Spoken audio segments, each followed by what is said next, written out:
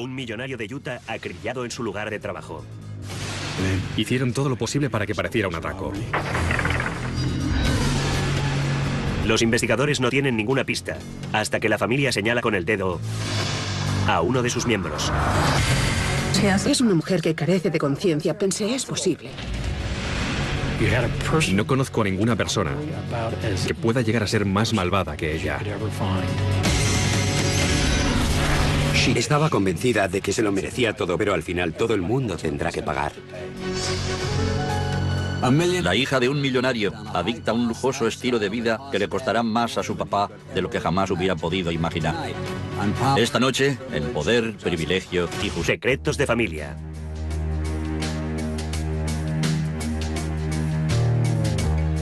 Poco después de las 7 de la mañana, en un radiante día de julio de 1978, un cliente entró en el establecimiento de recambios de automóvil Bradshaw en Salt Lake City. Esperaba ver al propietario, Franklin Bradshaw, en su puesto habitual detrás del mostrador, pero no había nadie. Intrigado, pasó al otro lado del mostrador y allí encontró a Bradshaw tumbado en el suelo, muerto. Había recibido 2 disparos.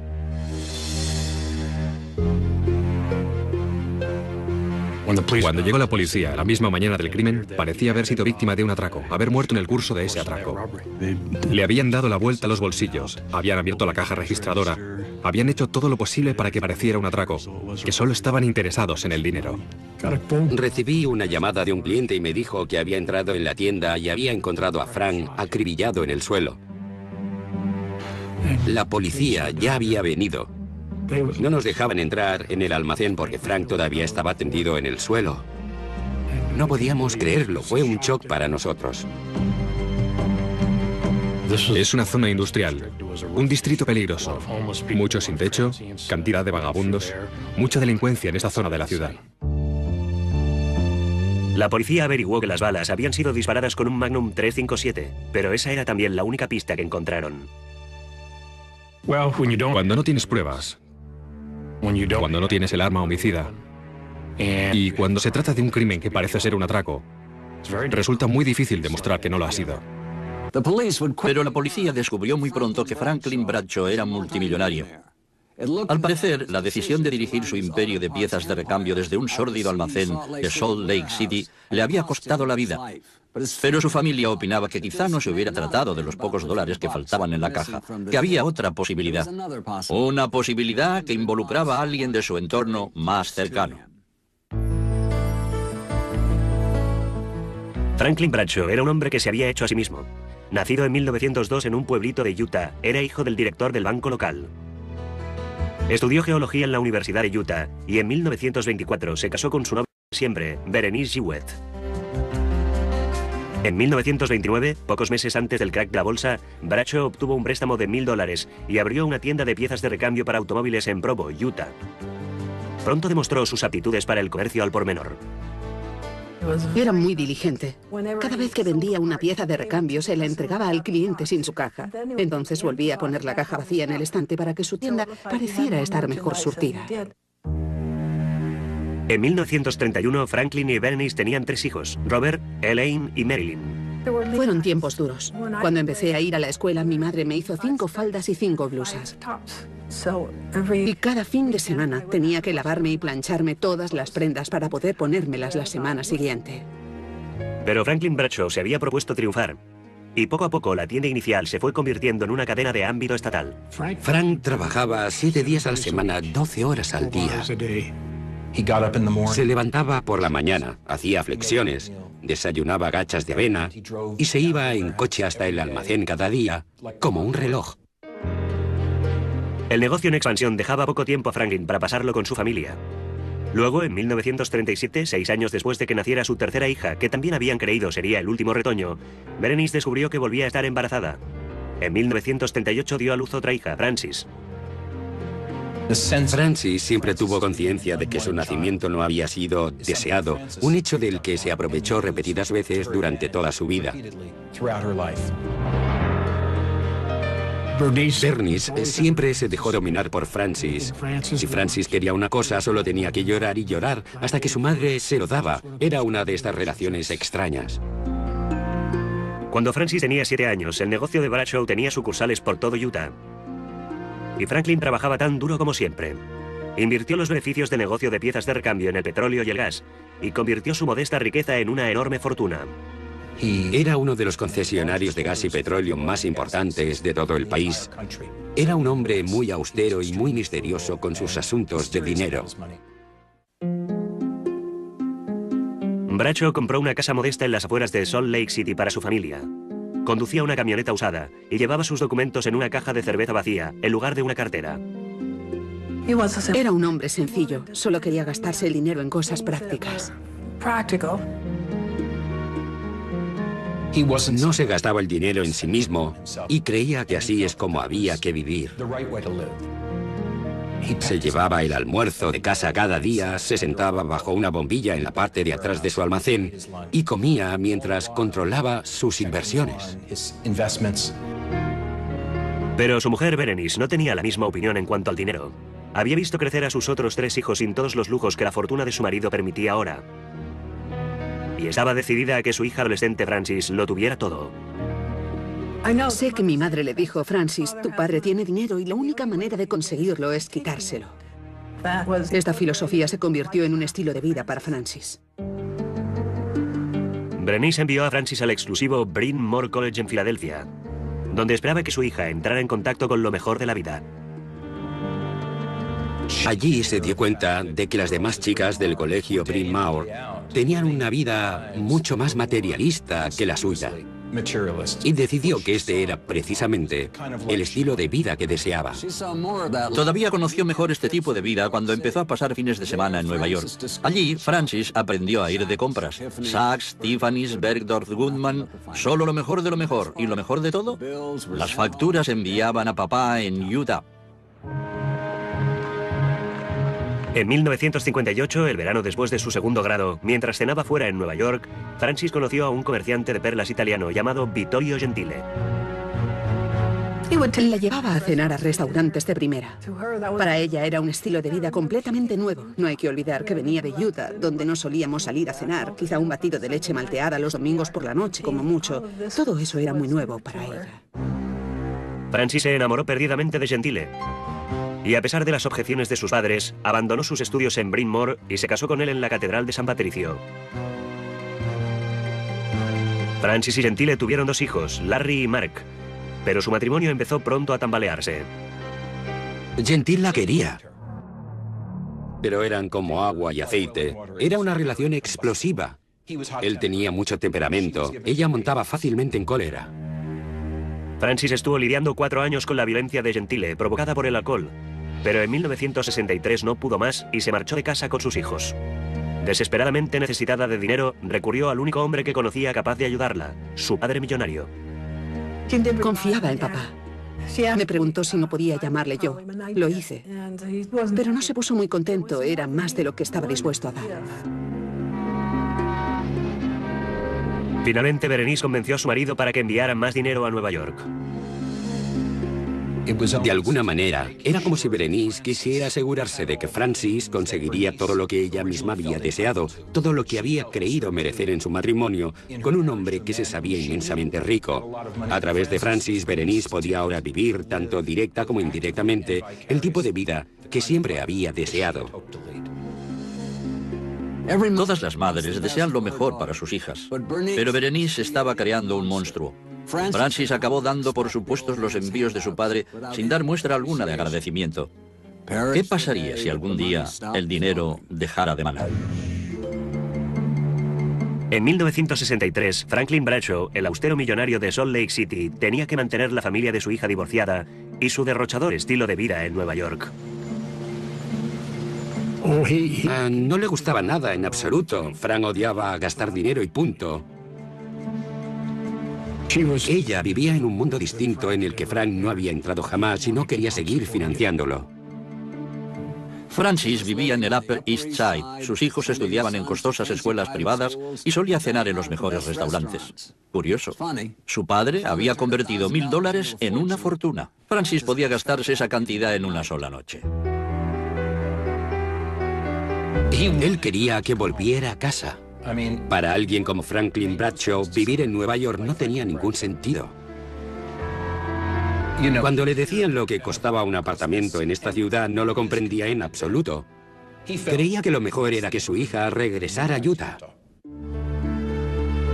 Pero Francis se negaba a regresar a Salt Lake City.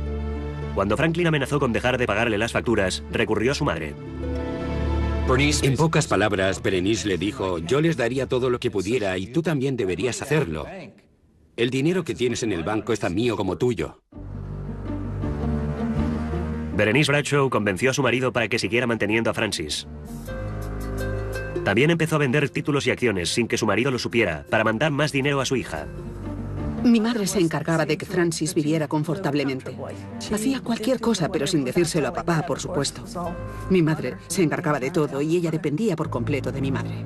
En 1969, Francis se casó con el exdiplomático holandés Frederik Schroeder, al que había conocido mientras estuvo destinado en Nueva York. Todo parecía indicar que Franklin Bradshaw se había librado de seguir mandando dinero. El nuevo marido de Francis parecía dispuesto a mantener a sus dos hijos y sus costosos gustos. Los recién casados se instalaron en Europa y en 1973 tuvieron una hija, Lavinia. Pero el potencial de Schroeder no se materializó como esperaban. Su carrera languidecía y a menudo se encontraba sin trabajo. Para Francis resultó muy difícil de aceptar. Estaba convencida de merecérselo todo, como si tuviera un agujero en el centro de su mundo. Un agujero imposible de colmar y todo el mundo tendría que acabar pagando tanto figurativa como literalmente. En 1979, Francis se divorció de Schroeder y regresó con sus 3 hijos a Nueva York. Una vez más pidió a padre y a su madre. Francis necesitaba que la mantuvieran, se negaba a buscar trabajo. Pero Berenice era la fuerza motriz, la impulsora de toda la ayuda que Francis recibía. Eso no quiere decir que Franklin quisiera ver a su hija en la calle, pero si no hubiera sido por Berenice, Franklin habría mantenido muchas más distancias. Encerrada en su apartamento de Upper East Side, dependiente por completo de los talones procedentes de Utah, Francis empezó a obsesionarse con sus hijos. Les controlaba de cerca. Tenían prohibido salir, tener amigos, hacer su propia vida. Solo podían ir a la escuela en autobús y al volver tenían que quedarse siempre en casa. Estaban totalmente controlados. Francis creía haberles dado a sus hijos adolescentes Mark y Larry todo lo que podían desear, y a cambio esperaba su obediencia y devoción total. Era una relación tan cerrada que resultaba malsana.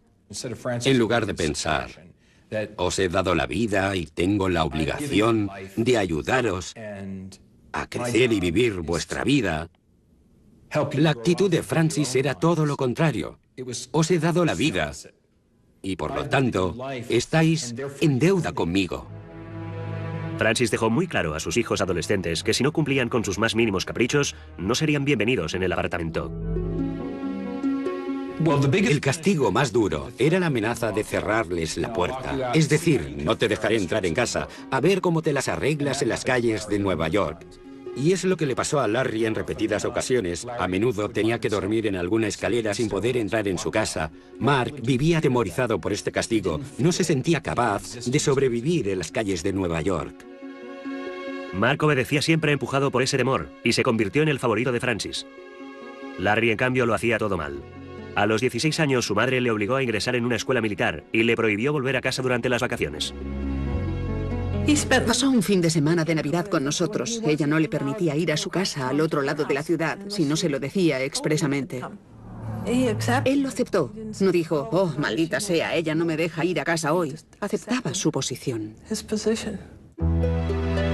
En 1977, Franklin Bradshaw llevaba casi 15 años financiando de forma intermitente el ocioso estilo de vida de su hija. Se le estaba acabando la paciencia.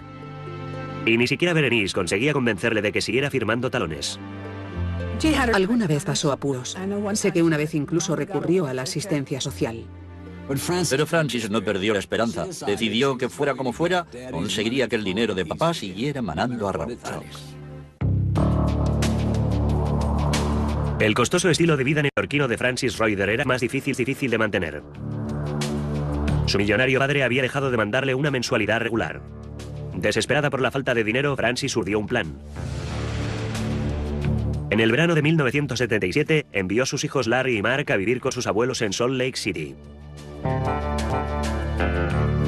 Franklin les dio trabajo en su almacén de piezas de recambio y los dos chicos pusieron en marcha el plan de su madre. Esos chicos hacían lo que Francis les había ordenado, los había moldeado por completo. Cuando llegaron a Salt Lake, solo tenían una cosa en la cabeza: obtener tanto dinero como pudieran. Durante las 10 semanas siguientes, Mark y Larry robaron a su abuelo dinero en efectivo, acciones y bonos, por un valor total de $200.000. También se introdujeron en los archivos privados de papá. Fue así como robaron títulos de acciones. Ella les había indicado que debían apoderarse de todo lo que llevara su apellido. Ellos le llamaban, le decían lo que habían conseguido y Francis les indicaba si tenían que mandarlo o no. Francis había descubierto una manera de sacarle dinero a su padre a pesar de todo, y se premió a sí misma por este éxito comprándose unos pendientes de oro de $50.000 en Tiffany's, además de alquilar una lujosa residencia veraniega en Southampton. Era malvada, pero eso sí, sabía estar en los lugares adecuados. Cuando Franklin empezó a notar que faltaban cosas, por muy irritado que se sintiera con los chicos, supo enseguida quién estaba detrás de todo aquello. Fue realmente demoledor para él que sus propios nietos estuvieran robándole por órdenes de su madre. Franklin Bradshaw estaba harto. Los días de gorroneo de su hija habían terminado. Envió a Larry y a Mark de regreso a Nueva York y dejó bien claro a Francis que no recibiría ni un centavo más de su dinero. Pero eso no fue todo. También la amenazó con desheredarla. Bradshaw hizo circular un memorándum entre todos sus empleados, anunciando que iba a redactar un nuevo testamento. Francis no heredaría nada. Sabía que Berenice vería el memorándum y se lo enviaría a Francis, y quería asustar a Francis. Francis se enteró del asunto, por supuesto, y se quedó helada. Se desesperó al enterarse porque era lo que llevaba tiempo temiendo, que la borrara de su testamento. Durante el año siguiente, Francis no recibió apenas dinero alguno. Berenice le mandaba algunos dólares de vez en cuando, pero no bastaban para mantener a raya a sus acreedores. No le quedó más remedio que pedir dinero prestado a sus amigos. Francis empezó a descargar su frustración sobre sus hijos, especialmente Larry. Cuando finalizó el año escolar de 1978, Francis le dijo que no volviera a casa. En realidad, mandó a Larry al exilio. Larry se vio excluido de su casa y ansioso por entrar. Larry deseaba el amor de su madre realmente. Aquel verano, mientras Mark y Lavinia seguían viviendo con Francis en su apartamento del Upper East Side, Larry no tenía dónde ir. Su abuela Berenice se apiadó de él y, a pesar de lo ocurrido el verano anterior, le invitó a regresar a Salt Lake City. Pero Berenice era la única persona que dio la bienvenida a Larry. El resto de la familia opinaba que aquello solo podía terminar en un desastre, y en efecto, tan solo una semana después de la llegada de Larry, el desastre se abatió sobre la familia. El 23 de julio de 1978, Franklin Bradshaw se levantó a las 6 de la mañana, hizo sus flexiones y desayunó sus gachas de avena como cada mañana durante los últimos 30 años. Luego se dirigió en su camioneta hacia el almacén de piezas de recambio, en el sector industrial de Salt Lake City. Poco antes de las 7, Bradshaw estaba en la parte de atrás del almacén repasando los recibos del día anterior. Sonaron 2 disparos de un Magnum 357. Bradshaw se desplomó. Su atacante le vació los bolsillos y esparció dinero y tarjetas de crédito a su alrededor. Hurgó en la caja y se marchó con tanto sigilo como había llegado. 30 minutos más tarde, un cliente entró en el almacén y descubrió la terrible escena. Cuando la policía llegó ya estaba muerto. A su alrededor había varios objetos esparcidos por el suelo. La caja registradora estaba abierta y todo parecía indicar que se había tratado de un atraco. Pero cuando las hijas mayores de Bradshaw se enteraron del asesinato, pensaron que se trataba de algo mucho más personal.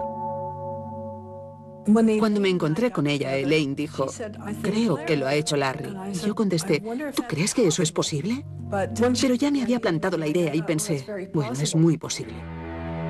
Larry, que había robado a su abuelo más de $200.000 el verano anterior, parecía el sospechoso más plausible. Es obvio que no era del todo normal.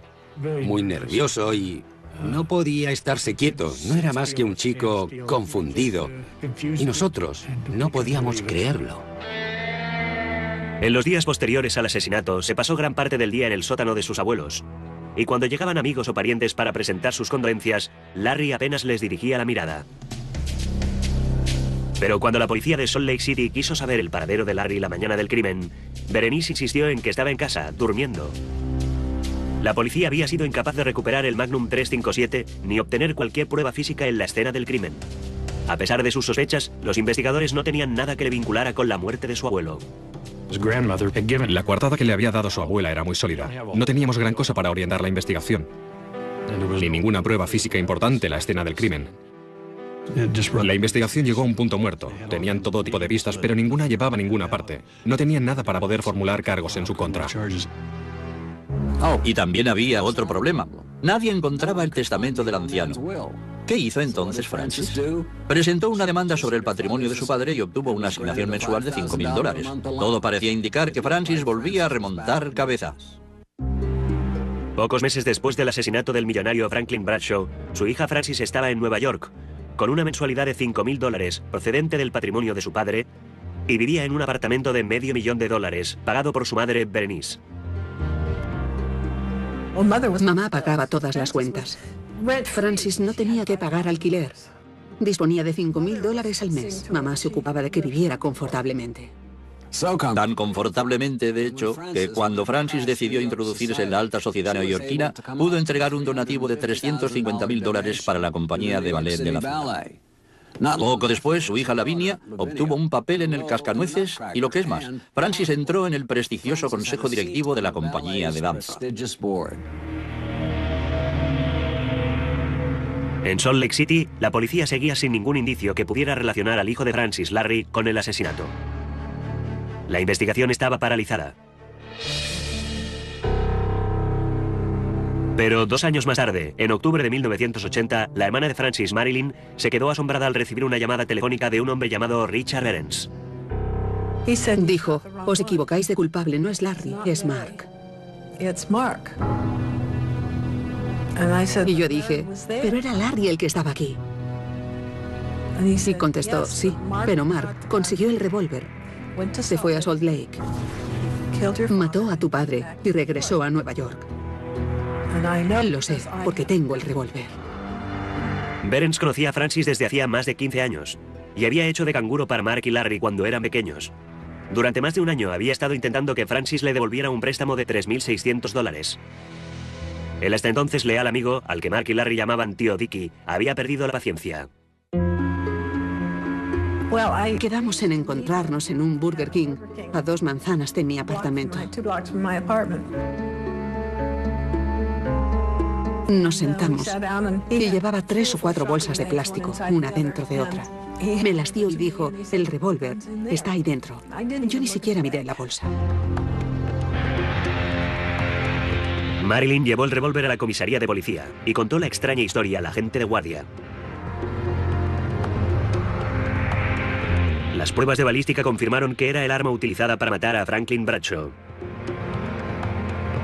Teníamos un hombre con el arma homicida, con pruebas tangibles relacionadas con la escena del crimen, que además decía que el culpable era Mark Schroeder. En aquel momento la investigación tuvo que dar un giro radical y enfocar una dirección totalmente distinta. En diciembre de 1980, Mark Schroeder fue detenido sospechoso de asesinato.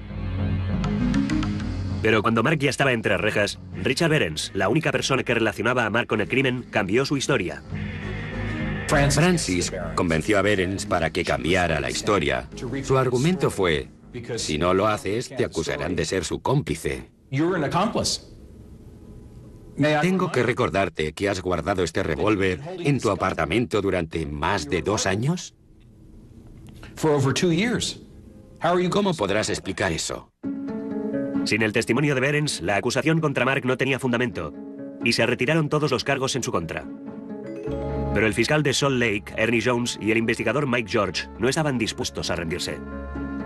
Cuando tienes que retroceder en el tiempo, las investigaciones suelen resultar muy difíciles. Pero en nuestra sociedad de la información cada vez se recogen más datos. Por lo tanto, lo que hay que hacer es retroceder en el tiempo y empezar a recopilar datos. Los investigadores siguieron el rastro del número de serie del arma homicida.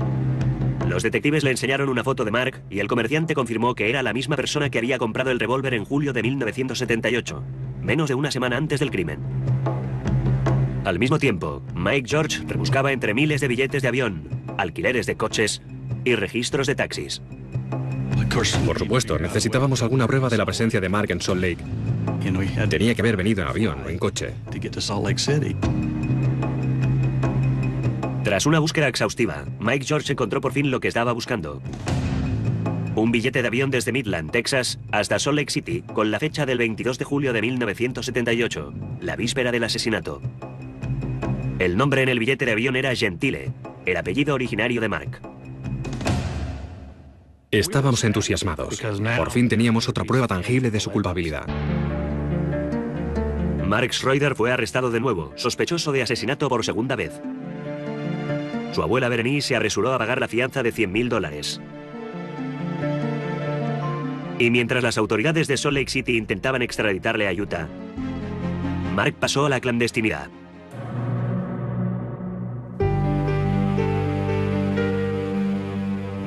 Berenice le daba dinero. Mark vivía en un hotel bajo un nombre falso, con una identidad falsa. Francis le apremiaba para que saliera del país. Berenice le apremiaba para que saliera del país diciéndole: tienes que hacerlo para el bien de tu familia. Pero a fin de cuentas, le resultó inaceptable estar tan lejos de su madre. Mientras la policía de Nueva York buscaba a Mark, Ernie Jones y Mike George empezaron a reconstruir una conspiración de mayor alcance. La investigación nos había demostrado que Mark había apretado el gatillo, pero la pregunta era ¿por qué? Y todo apuntaba hacia Francis. Todo el dinero robado en el verano de 1977 se enviaba regularmente a Nueva York, a la cuenta bancaria de Francis Schroeder. Mark podía haber cometido el asesinato, pero el cerebro detrás del crimen, la persona que lo había organizado todo, era Francis Schroeder. Condenar a Mark por el asesinato de su abuelo era una cosa, pero presentar cargos contra Francis, que no parecía tener relación alguna con el revólver y estaba a miles de kilómetros en el momento del crimen, podía resultar imposible. En octubre de 1981, la policía de Nueva York localizó a Mark Schroeder cuando se dirigía hacia su casilla de correos. Fue detenido por el asesinato de su abuelo, Franklin Bradshaw, y trasladado a Utah para ser juzgado. La Fiscalía de Salt Lake sabía, sin embargo, que sin el testimonio de Richard Behrens sería muy difícil conseguir su condena. Mike George se desplazó hasta Nueva York para convencer a Behrens. Le dijimos que le meteríamos en la cárcel, y lo hubiéramos hecho. Sabíamos que Richard Behrens había tenido el arma homicida, y le dijimos que si no colaboraba con nosotros, íbamos a acusarle de obstruir a la justicia. Se sintió bastante impresionado cuando la policía llamó a su puerta y decidió dar más detalles.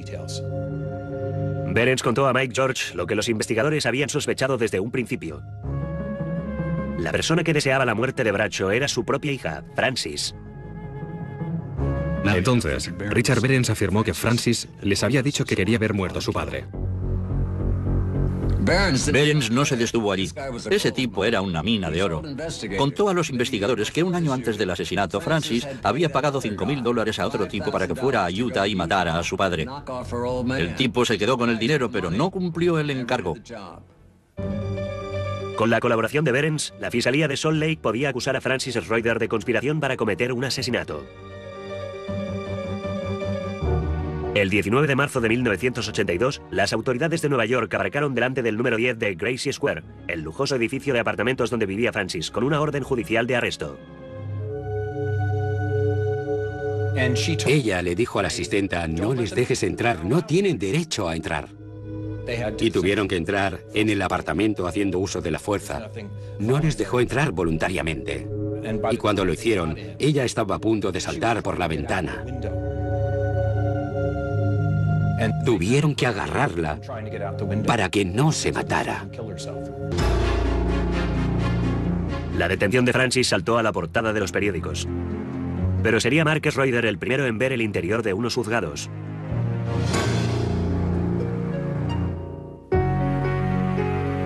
El 14 de junio de 1982 se inició el juicio contra Mark. Nunca puedes estar seguro del resultado de un juicio. Al principio yo no estaba muy seguro porque Richard Behrens nos había dado dos versiones distintas de lo ocurrido. Y en mi opinión, lo mejor que teníamos, por supuesto, era el billete de avión y la pistola. O sea que en realidad no estábamos muy convencidos de la solidez de nuestra argumentación. Solo teníamos alguna posibilidad. Mark prefirió que su juicio fuera sin jurado, convencido de que le sería más favorable. Recaería en el juez determinar su culpabilidad o su inocencia. Cuando se inició el juicio, el fiscal Ernie Jones fue presentando metódicamente todas las pruebas. Contó cómo Mark Schroeder había comprado el Magnum 357, había volado a Salt Lake City y había disparado contra su abuelo. Estaba claro que habían conectado con todos los puntos. Yo estaba seguro que iban a acusarle de asesinato.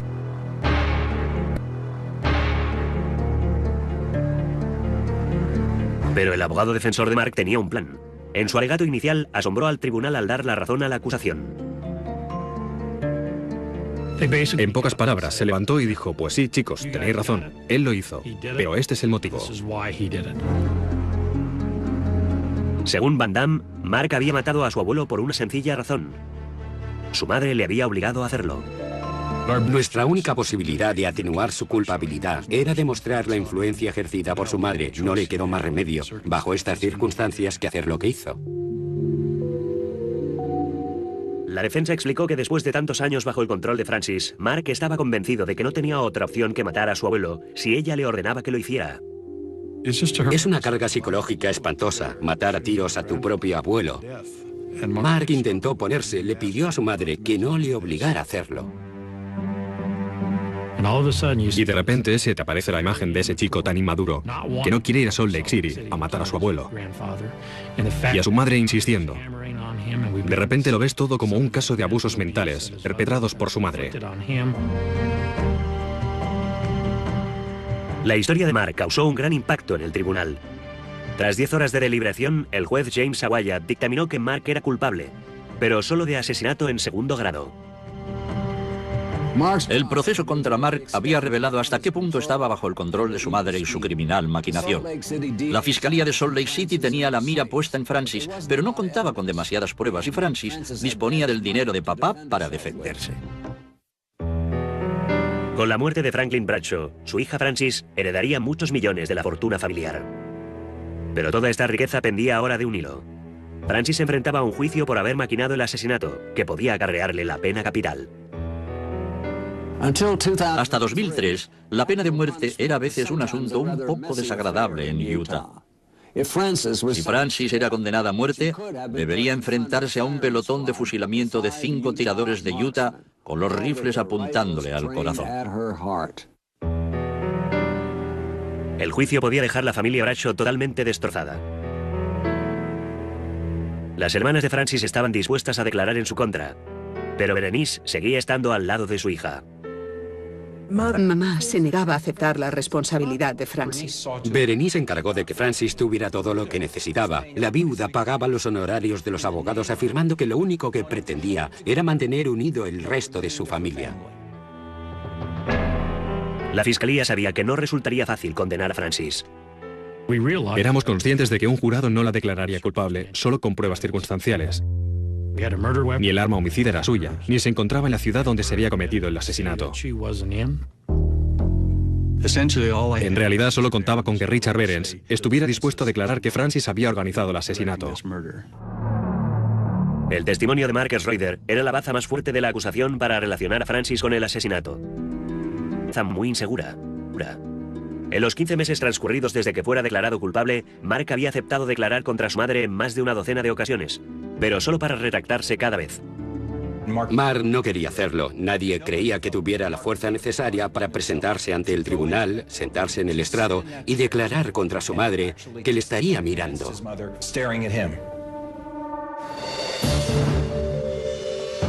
Cuando se inició el juicio en Salt Lake City, la noticia saltó a todas las portadas de La Nación.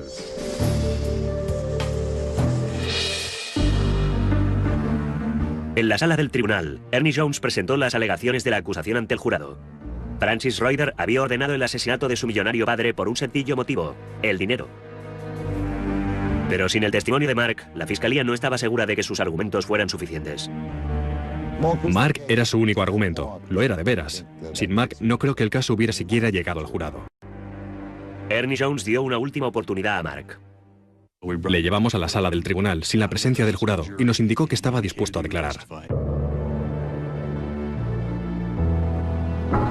El séptimo día del juicio, Mark Schroeder subió al estrado. Ernie Jones le preguntó quién le había ordenado matar a su abuelo. Y su respuesta fue clara y sencilla. Dijo: me lo ordenó mi madre. Recuerdo que estaba allí sentado en la sala del tribunal. El silencio podía cortarse como un cuchillo. Fue realmente dramático, pero sobre todo por la forma en que lo dijo, su forma de declarar con toda naturalidad. Es que a mamá no se le puede decir que no. Tenías la sensación de presenciar la dinámica más triste y destructiva que pueda existir entre madre e hijo. Para Francis Schroeder fue un acto de traición supremo. Estaba consternada. Le parecía imposible que aquello le estuviera sucediendo. Ahora solo se trataba de ver si el jurado podía creer en la declaración de un joven capaz de apretar el gatillo. El jurado solo tuvo que deliberar 4 horas y media. Francis Schroeder fue declarada culpable de asesinato en primer grado y condenada a cadena perpetua.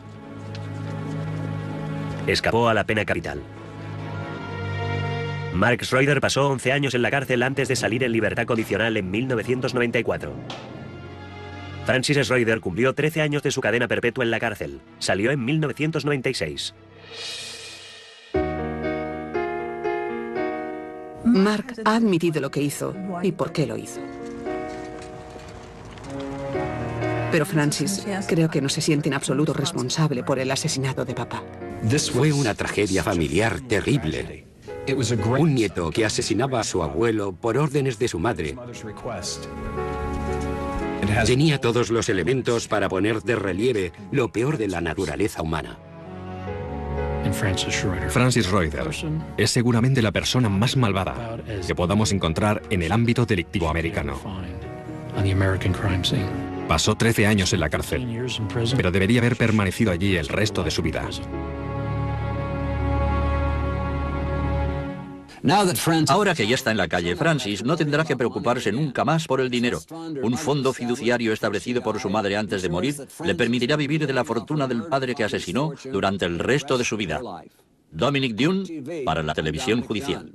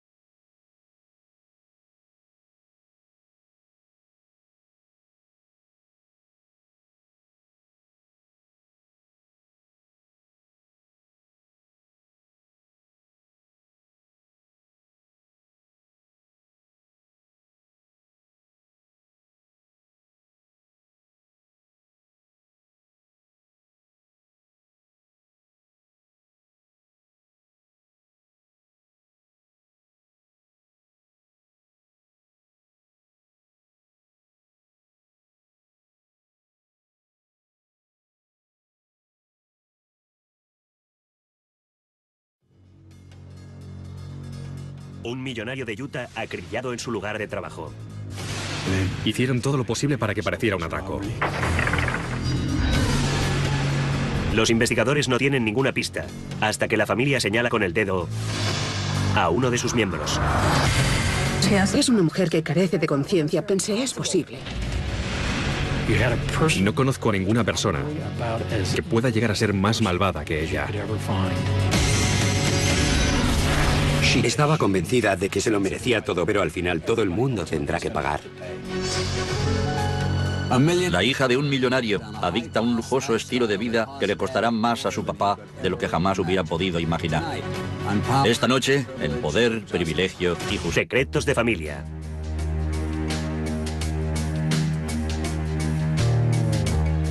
Poco después de las 7 de la mañana, en un radiante día de julio de 1978, un cliente entró en el establecimiento de recambios de automóvil Bradshaw en Salt Lake City. Esperaba ver al propietario, Franklin Bradshaw, en su puesto habitual detrás del mostrador, pero no había nadie.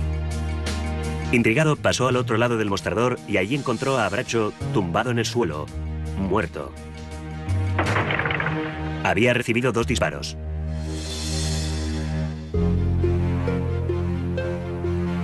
Cuando llegó la policía la misma mañana del crimen, parecía haber sido víctima de un atraco, haber muerto en el curso de ese atraco. Le habían dado la vuelta a los bolsillos, habían abierto la caja registradora, habían hecho todo lo posible para que pareciera un atraco, que solo estaban interesados en el dinero. Recibí una llamada de un cliente y me dijo que había entrado en la tienda y había encontrado a Frank acribillado en el suelo. La policía... Berenice Jewett. En 1929, pocos meses antes del crack de la bolsa, Bradshaw obtuvo un préstamo de $1000 y abrió una tienda de piezas de recambio para automóviles en Provo, Utah. Pronto demostró sus aptitudes para el comercio al por menor. Era muy diligente.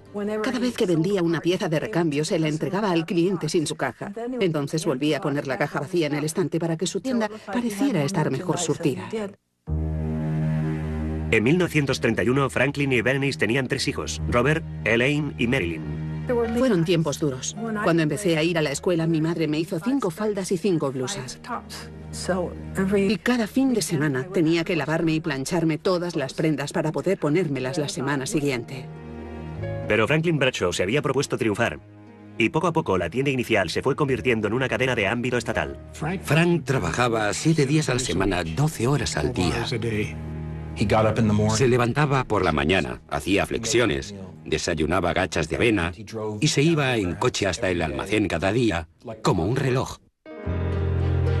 El negocio en expansión dejaba poco tiempo a Franklin para pasarlo con su familia. Luego, en 1937, 6 años después de que naciera su tercera hija, que también habían creído sería el último retoño, Berenice descubrió que volvía a estar embarazada. Ya había venido. No nos dejaban entrar en el almacén porque Frank todavía estaba tendido en el suelo. No podíamos creerlo, fue un shock para nosotros. Es una zona industrial, un distrito peligroso, muchos sin techo, cantidad de vagabundos, mucha delincuencia en esta zona de la ciudad.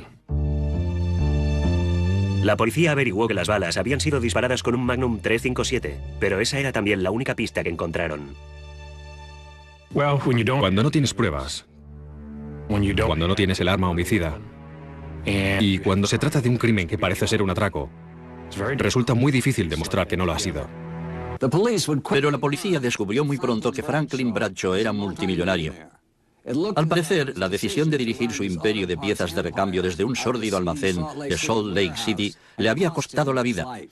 Pero su familia opinaba que quizá no se hubiera tratado de los pocos dólares que faltaban en la caja, que había otra posibilidad. Una posibilidad que involucraba a alguien de su entorno más cercano. Franklin Bradshaw era un hombre que se había hecho a sí mismo. Nacido en 1902 en un pueblito de Utah, era hijo del director del banco local.